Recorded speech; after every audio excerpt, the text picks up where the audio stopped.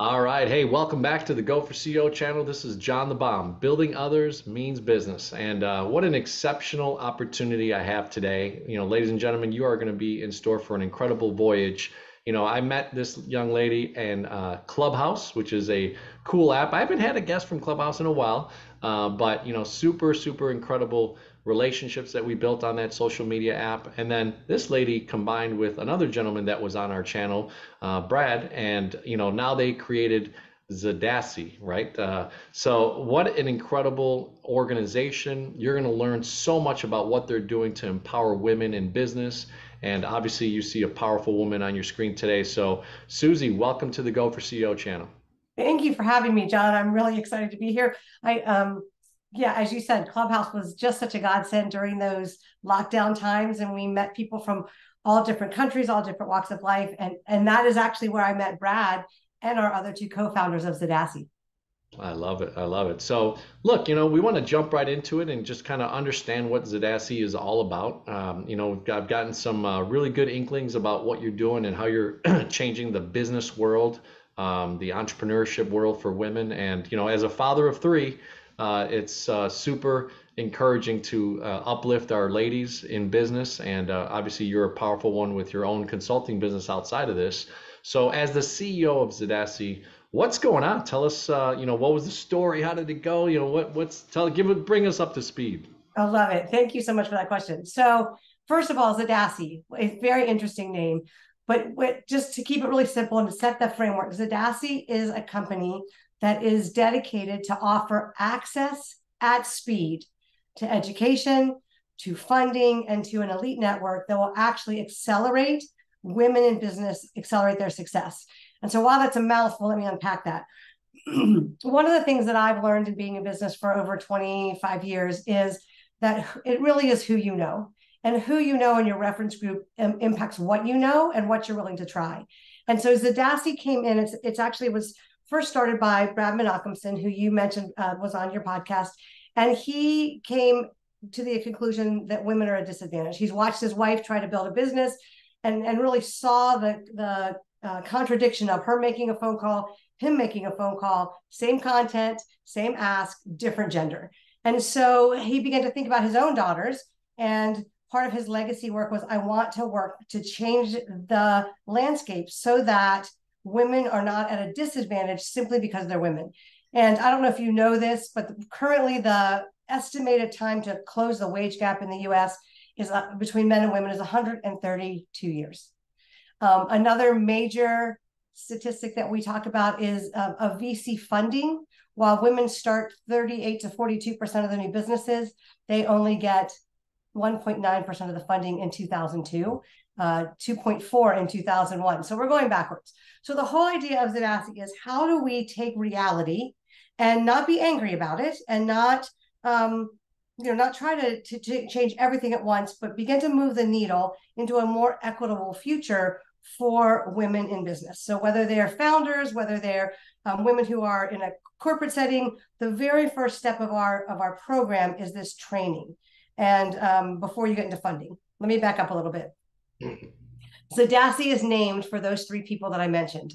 Zara, Brad's daughter, Daniela, Brad's wife, and Sierra, Brad's other daughter. And so as he started it, he's like, this is my legacy business. I'm naming it ZADASI. It has a great deal of meaning to me. There have been moments as CEO that I look at him and go, okay, we're explaining the name, we're explaining the product, but it is a very personal thing for him.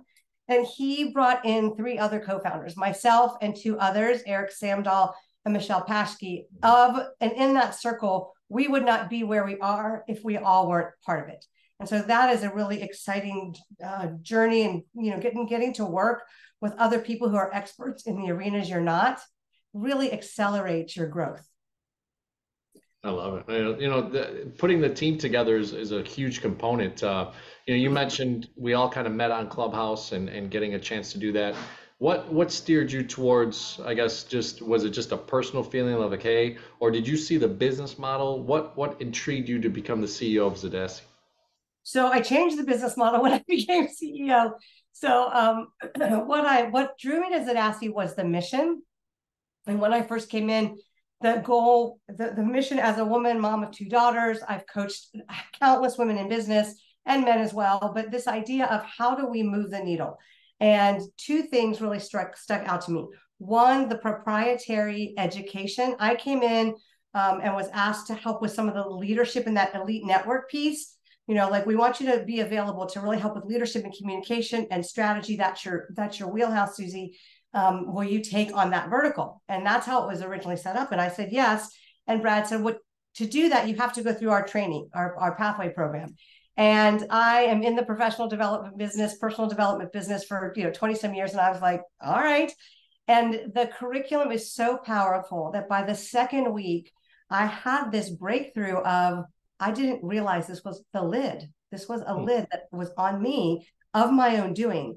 And I'm in the field of helping people get rid of their lids. I have colleagues, I have coaches, and I was like, how did this work? And so I began to look at the training and really see the secret sauce. That's what I call it. Watching that happen, Brad called me after I finished the training and said, I'd really like you to move into the CEO role. And I will tell you this, I would not have said yes if I hadn't dealt with that lid in the training, because I didn't see myself as the CEO of a global company. I had success in my arenas. There was business building, entrepreneurship, sales, those kind of things. But that was kind of beyond the scope of what was on, as I talk about my bingo card. That was not on my bingo card. And so when he asked me, my answer was, why me? And what are my responsibilities? And then I said to him, I've never been a CEO before of a global company. And I see your vision and I love your vision. And he said, that's exactly why I want you. So I stepped into a role, and it has been a crash course. I have a very strategic brain. I'm a very ambitious person. I love, the whole leadership component. And like I said earlier, we brought in people who are good at what we're not good at. So while Brad sets the vision, I set the strategy. We have a phenomenal COO in Michelle Paschke. And then we have Eric Samdal, who's our CTO, and he rounds out the group. And so for me, it was the idea of accelerating success.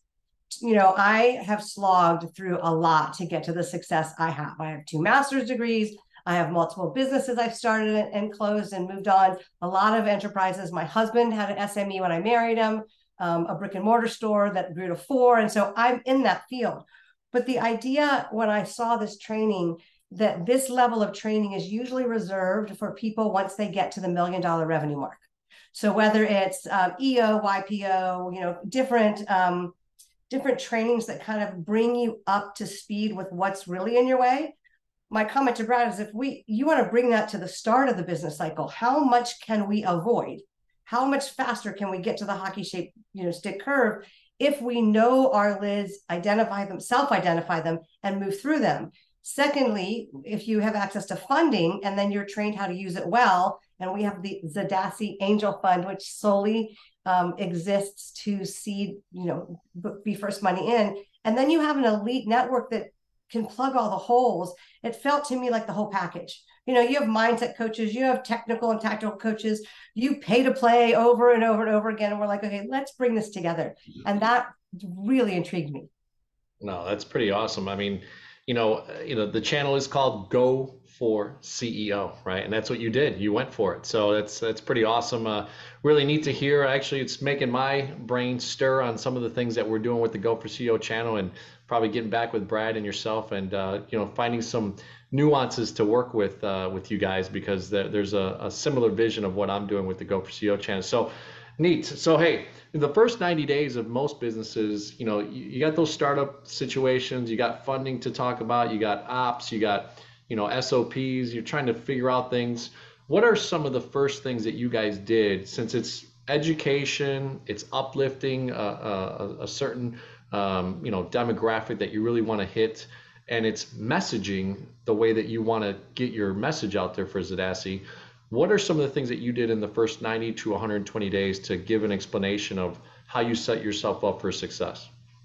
That is a great question. And I would say we did a number of things well, and we did a number of things that I would do differently now. I came in as the last co-founder, and there was some SOPs and some business model and some motion already going. And I think Brad picked me because I'm a bit of a disruptor.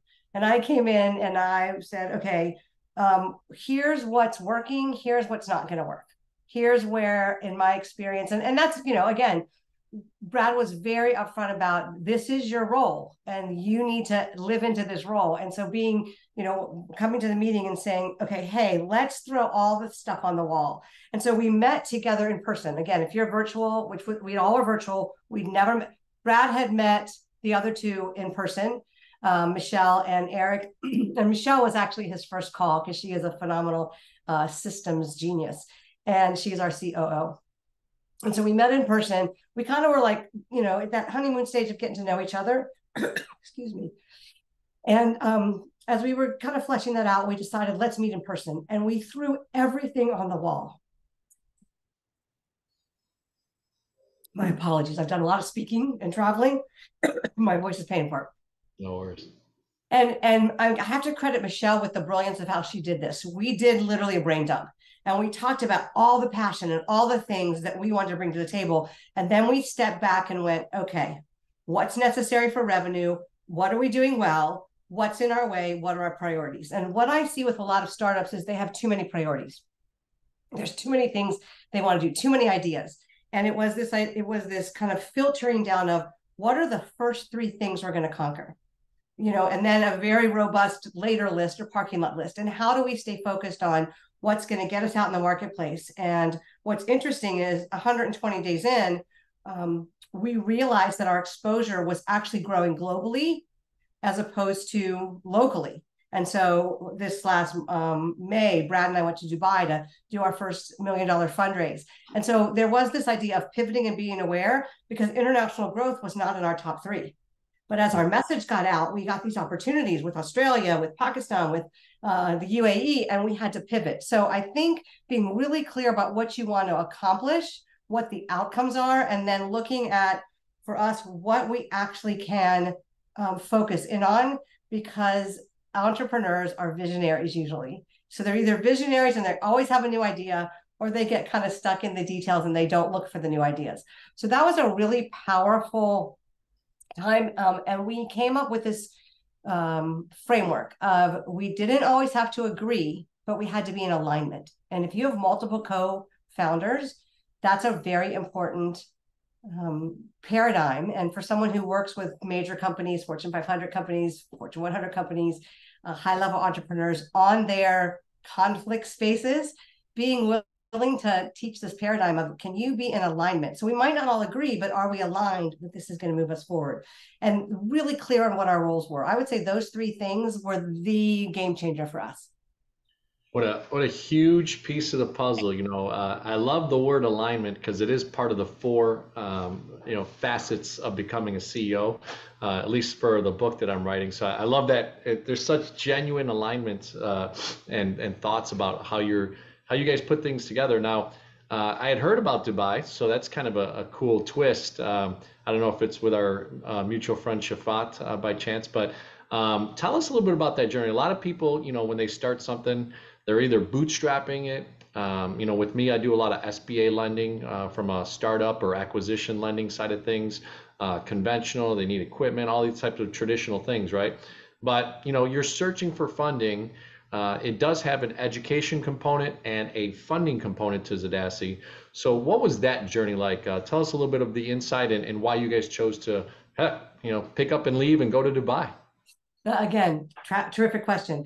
One of the reasons we did this more comprehensive idea of ZADASI as a whole was because, in my experience with so many businesses, and I think this was true for Brad as well, they have two pieces of the puzzle. And then they're out searching for all the others. Or they come in and they know the right people, but they have no idea why they can't get out of their own way or how to get funding. And so this idea of a one-stop shop, where if we could educate to shorten the difficulty, the slogging through quicksand, if we could provide funding, or at the very least training, so that they could stand in front of VC more prepared, or make introductions to VCs saying, hey, we're vouching for this person. And then this elite network of, you need a marketer, you need a web designer, whatever you need, we have people who are committed to that, filling that hole in that gap. And that whole idea is like ZADASI as a company. Now, building that out, you're building three things at the same time. Dubai happened because one of the things we did, so we had an angel investor, and I have to say his name is Brad Menachemson. And so he, again, we've bootstrapped, we've sweat equity'd it, but we did have some investment on the front end to actually move us forward and get some things together. And the way Dubai came up was we were very committed to having a board of advisors, like the humility of here's what we know, here's what we're doing. Who do we know we can put on, like 5 people on an advisory board who are more knowledgeable in certain areas. And so one of the things we did was invited Stallion Gates, which is an investment firm located in Dubai, to be on our advisory board. Having a VC fund on your advisory board is incredible, because as you're looking at funding businesses, you have access to a whole nother level of funding, a whole nother level of contacts. And so that was a big game changer. As that began to unfold and we asked our advisory board for different things, there was the invitation of, I know people in Dubai. This was Shafat and Amna Razik, and they were like, we know people. Come here. We want to get this started. There's so much happening in the region with young entrepreneurs and women entrepreneurs. And so, one of my big kind of principles is when opportunity knocks, say yes and figure it out as you go. I think that's part of Richard Branson's great quote. So it was, can you be in Dubai in 3 weeks? We want Susie to keynote. There's an award we're going to give ZADASI, and she'll accept it as the, woman, the woman CEO. And we want to set up these meetings with investors and even a potential strategic partner, which is one of my most exciting things. We have a woman who's going to be translating it into Arabic and be able to reach a whole other level of entrepreneurs. And so it was one of those things that kind of came to us. And as we went, we're like, okay, let's hold it loosely. Our goal is to do our $1 million fund. Our goal is to, get more exposure. But what came from it was so much more than we expected. And that when we came back, we had our meeting and I was like, okay, international is moving up. We're going to move these other things down. And that goes back to the wisdom of our operations. I tend to be, let's do it all. We can do it all. And she's like, no, we got 3 to 5. What goes down? And so because of that, we don't wrestle with burnout. We're very aware of what we're committed to doing. And we keep, this parking lot later list stays alive, but it doesn't deter us from our path. And so we met and we're like, do we want to move this up? Because we were looking at doing some corporate work. And it was like, we've got people in the international world asking us for this. Why would we not say yes? So that's kind of how it unfolded. And again, it goes back to who you know. Of course, it's one of those things that as you get older in life, I think you resonate with, your network being your net worth, all that type of stuff, and really developing these relationships. You said something very important. Many of us, all of us, really seemed like we had met through this clubhouse function, right, of online, and then you took the leap of going to Dubai and actually shaking hands with Shafat and excuse me, now I'm the one clearing my throat. And working with that group in Stallion Gate, it's pretty awesome to hear. So, as you've been able to kind of go to the next steps, as you built your network up again, even throughout the fact that you said that you want to stay in the United States, but now have some options internationally, what are some of the things that you started to put in place as far as just then prioritize it, right? So like, did the educational platform become the priority? Did the fund now availability of more access to capital and your students coming in, funding them become the priority? Where did you set the purpose for the next, move? So I'm going to answer a different question first, and then I'm going to get to that question. You mentioned that we met on Clubhouse, and there's things and your whole network is your net worth. What I have learned as I've gotten older, that we've all heard the Jim Rohn, your life is like the 5 people you spend the most time with. Recently, I spoke at Greg Reed. If you're not familiar with him, he wrote 3 Feet from Gold with Sharon Lecter. I spoke at his home for one of his events called Prosperity Camp. And in that time, they talked about your reference group. And to me, that's one circle out. And it really hit me hard that, Clubhouse expanded my reference group. So yes, I'm having Zoom meetings with Shafat. I'm having Zoom meetings with Brad. I'm coming on as CEO before having ever, met him in person. When we got to Dubai, it was like a family reunion. It was like, I know you, I've heard your voice, I've heard your stories. So good to see you physically. So that's the idea of, are you looking at a different reference group? And for me, that framework of it made me more bold, because it wasn't like I got to break up with all my family and I've got to stop talking to, I want to make sure my 5 people are on board with where I'm headed. But suddenly my reference group expanded and it opened up opportunities that I didn't even know about. So that being said, education is the foundation of ZADASI. We have a pathway program that's a 4-week intensive with about a 90-day build out that revolutionizes your life, your business, yourself, where you're going. It's not a mindset course. It's not a business coaching course. It is a training that requires you to what I say is decode and dismantle the barriers to your success. We all have them. We all think we're dealing with them. And it's the curriculum, the secret sauce is revealing what you don't even know is there. So that's very powerful. We have all kinds of testimonials for that. That's always been the basis, because when you can get out of your own way in a real, tangible way, you then can move at a much faster speed. The funding has always been kind of, I want to say, intertwined. Now, you don't have to want funding to go through our program. Some people aren't, they're a service provider, they're a coach, they're a consultant, and they just want to accelerate. Other people want, they're looking for funding, they're developing products, they're developing software, SaaS products, and they need that idea, that introduction. And so our funding is, when you go through our training, there's 2 legs. The second leg moves you into the entrepreneurship expansion versus personal, the kind of the personal growth, I hate to use that word, but this, acceleration. And that training prepares you for what you don't know in business. A lot of people have gone for their first cap raise, their bank loan, and they're like, I don't know what to ask for. I don't know what to do.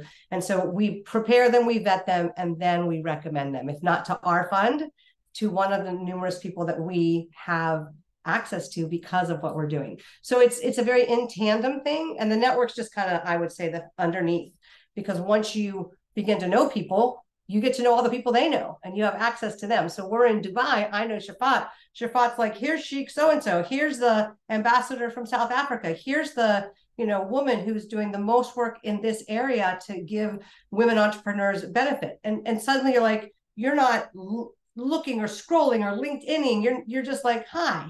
And we have new partners because of that. And that's a very powerful thing. So powerful. I mean, there's 4 attributes that we go through in the Go for CEO community, right? First one is assessing where you're at. I love that you are the actual example of ZADASI putting you in a situation to become the CEO because you made a breakthrough yourself going through the program, right?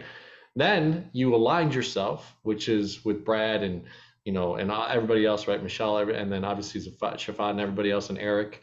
And then you took accountability, right? You looked yourself in the mirror, and then last one, you took action. So it's pretty cool. I'm like getting goosebumps because it's all that Go for CEO is also channeling. So really, really neat. So the business model itself, tell us a little bit about the last 60 days coming up. I know we've trying to arrange something, and it's been neat to hear kind of all the things through Brad and text messaging and stuff like that. But for our Go for CEO community, what is going on right now? So are you guys marketing this on a worldwide scenario? Are you channeling just the international for now, putting people through the courses? What's kind of the function of the day-to-day business at the moment? So it's twofold. Actually, I'm going to say 3. The day-to-day business has to do, currently we are focused on this international expansion. Tomorrow morning, I'm doing the training curriculum with 2 women from Dubai, 2 women from Australia. Wow. And that, because of the training is a cohort of 4 women. And that level of intensity and coaching and going through the curriculum, it's part of why you accelerate, because most things you pay to play and you're one of many. So there's that piece that we're growing internationally, training, looking for partners. There is the ongoing training we're doing with our network, the people we know who hear what we're doing, and that's the Pathway program. With that, while we're building out international, the thrust with the education, excuse me, John, is looking for referral partners.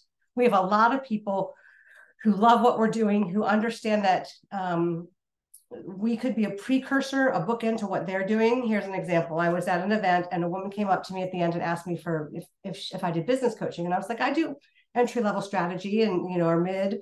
I know what my parameters are. And so she called, we got on a call, and as I'm listening to her and getting to know her at the event, I realized she needed the curriculum and the training and the clarity, confidence, and that comes from that before she did business training. Now, I would make more if I did business training with her, but I knew this would accelerate her ability to take the coaching that she's getting and really implement it. And so referral partners have come up and said, how do we support? And, everybody's looking for passive streams of income in this day and age. And so if we have a man or woman who has an audience that really resonates, then we meet with them and we talk about them being a referral partner. And then there is a remuneration for that. And what we found with that is the growth is faster because it's not just who we know. It's not just our social media. It's not just whatever marketing plan we have. And it's a little different than where the market's going right now. Everybody's scraping data. You can get a LinkedIn. I can build your LinkedIn. I can't tell you how many emails I get. Hi, I saw you on LinkedIn. And so this is going back to our foundation. Who do you know that needs to know me? Who do I know that needs to know you? And so in this referral place, we're really expanding that out more so in the US because we've got people coming in over, that doesn't mean if you're international, you shouldn't call me. But yeah. You're saying so many things that in life you start to learn, right? Things come around that leave that come back around, right? It's kind of like the Omegas thing. It's interesting. I would say like, I never wanted bell bottoms to come back from the 70s, but in the sense of clothing and stuff is really kind of interesting to put it into a parameter of business, right? And Go for CEO community, you've heard such great things the last few minutes of just how Susie thinks and why ZADASI is really making an impact. I guess the one thing that really comes to mind at the moment is where then the next 90 days are headed, right? If you've got this referral network, and I could see even the Go for CEO community being a part of that, because it really channels into where we're all learning, right? And we're all growing. And if you're learning and growing, ladies and gentlemen, you're part of it, right? You're part of life, and you're growing. Well, you're part of the top 2% of life, because most people, their work, their life is 95 to 97% of what you did the day before. Repetition, 100%. Yeah, and Brad and I have talked about it. I actually bought the book for Joe Dispenza. So I know some of the principles that he uses with ZADASI are rooted in some of that stuff. And it's been interesting to see my wife, actually, she went through a Kathy Heller, who's kind of a disciple of Dispenza, and Seth Rogen. So many cool things. And there's so much out there that all of us can win in our own brand, right? ZADASI, Go for CEO. And, I'm wearing a Valuetainment hat.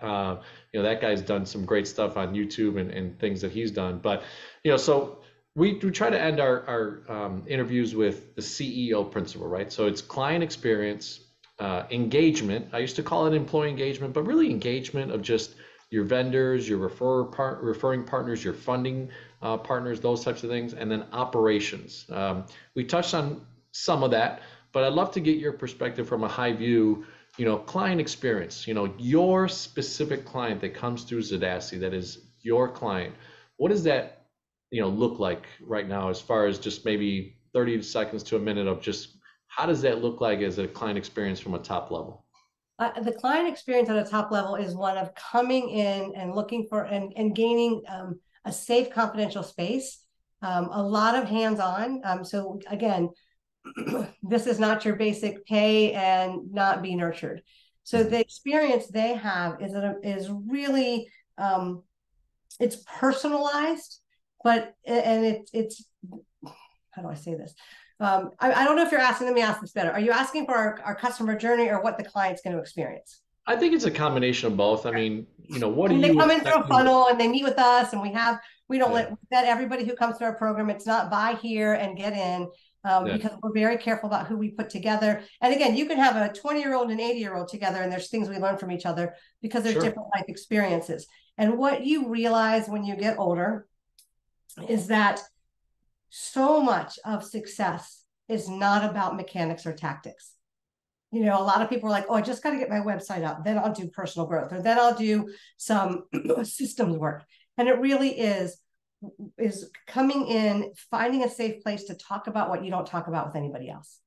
And that sounds so weird. And I remember going in and going, I grew up in this community. I have this community. And again, seeing in a room full of mirrors, oh, I'm missing this. And so there is a coming home to yourself is kind of how I like to say it. And then living in the chance of what would you do if anything was possible? And really equipping people to begin to build out their next 90 days with a different framework. And then, yeah, so those are some things that we're doing that I think make our client experience different. Fantastic, fantastic. So engagement, right? I mean, obviously, you guys took a trip to Dubai as an engaging, scenario. You, Brad, Eric, Michelle, all got together and engaged.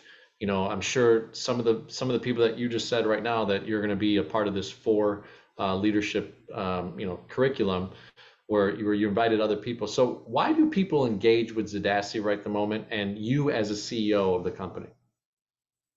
I think people are tired of being sold. Okay. I think people are weary of smoke and mirrors. I think the digital world has grown enough that now it's like another course. Oh, I paid for this and I was sold this and I got this. And so there's this idea of, or I was sold this and then they wanted me to buy this.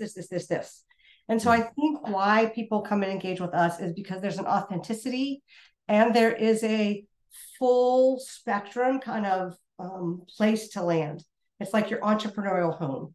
The idea of, we've got the Avengers, we've got this and this and this and this. And because of that, engagement is both safe, and this is a strange word to use, but the word I would use is sufficient, because you don't need to go outside of the ZADASI family to find what you need. And so what I think happens is people stop being distracted. It's like, okay, I trust these people. I've come to know them in a different way. They have vetted people, and I want a shortcut. I mean, we all want to hack our way to success, like #hack, not machete hack. We want to shortcut our way to success, and so why not be with people who actually are genuine and help you do that? I think the fact that we one of the things for me as CEO that I came in and said very early on is we have to go slow to go fast. We have to slow down and make sure our systems are in place. We have to slow down and make sure our compensation plans in place. We have to make sure we have these things that are clear, because we can set anything out there and people can start buying, but you have one chance to make a first impression. And so we pulled back a little bit, which was very interesting because Brad, he was like, go, go, go. And yet in alignment, he said, okay, explain go slow to go fast. And he saw the alignment of being able to move forward. And what we have seen is that we have people who have the receipts, who really, like, we've had former CEOs, we've had television producers, we've had COOs of global companies come through our training and go, I knew I trusted you and you said do it, and I never knew this is what I get on the other side. And so there's this idea of it not being the same beat, same drum, same sales tactics, same funnel. And I think that really draws people in. No, I love it. Well, and engagement is so powerful, right? Once you get that right, it creates a culture around your business. There's a guy named Andy Frisella that I follow. He has a group called Arate with a guy named Ed Milet, but then he runs 100 million plus supplement business. And, he talks about, all of you guys always ask, well, is my product good? Is my this guy? But, if you've got those things aligned that you just talked about, I mean, you're going to succeed, right? It's part of then just putting the hard work. So the last one of CEO is operational excellence. And you touched on it a little bit, with systems and processing and stuff like that. But operational excellence, it's really a component of when you get that sale. If your operations aren't good, you could lose it, right? As an entrepreneur or an entrepreneur, you could always have the light of shining on you for a sale, but if your operations are not good, it could really deter you from being successful. So, from a high level, operational excellence from your point of view. I think that's such an essential piece that entrepreneurs miss. A lot of them, and SMEs as well, because we tend to report bad things more than good things. So if you make a sale and you don't deliver, that's going to reach the interwebs. Mm-hmm. Versus, people are much more, people are quicker to say what they don't like than what they like. So you have to be very, very aware of that. Operations from a high level is get yourself an expert. Be humble enough to go, what do we need to do?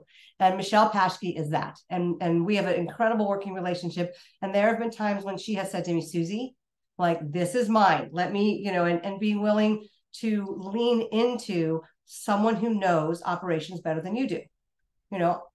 I'm a strategic thinker, but the operation stuff she came up with and the things that she held us to were really powerful. And so I think from a high level, be willing to be, like one of my friends calls it herding cats. Be willing to be herded.